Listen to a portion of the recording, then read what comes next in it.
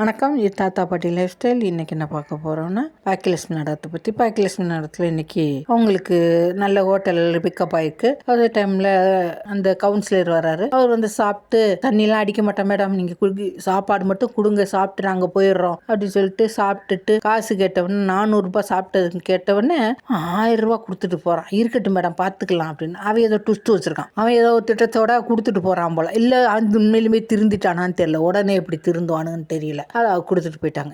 அதெல்லாம் முடிச்சு வீட்டுக்கு வந்தா இந்த மாமியார் தொல்லை வேற.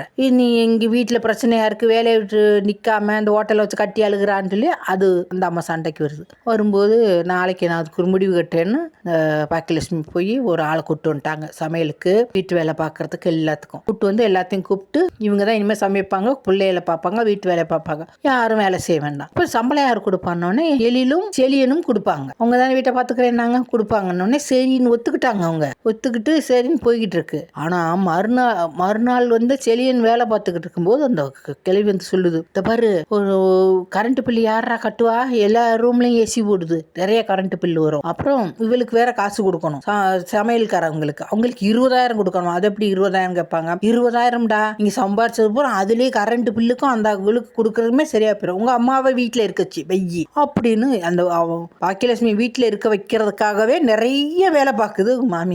ஆனாலும் செலியன் அந்த மண்டையில் ஏற்றிக்கிட்டாப்ல. சரி நாளைக்கு கேட்டுருவோங்கிற மாதிரி இருக்காப்ல. நாளைக்கு கேட்டா அது பெரிய பிரச்சனையாக போகுது, சண்டை வரப்போகுது. ஒன்று செலியனை கூட வெளியில் போடான்னு கூட சொல்கிறதுக்கான ஒரு வாய்ப்புகள்லாம் இருக்குது. அது இன்னும் கலகம் வரப்போகுது போல். அதுக்காக இந்த பொம்பளை திட்டம் போட்டு வேலை செஞ்சுக்கிட்டு இருக்கு.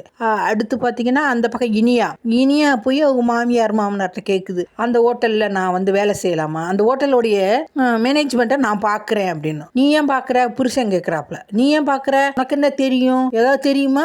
எனக்கு தெரியாது. அப்ப தெரியாதுன்னா நீ ஏன் பாக்குறேன்னு சொல்ற? இப்போ மாமனார் ஒரு மாதிரியே, அந்த ஆள் ஒரு மாதிரியே பாப்பாப்புல எப்பவுமே அதே மாதிரி அந்த ஆள் பாக்குது.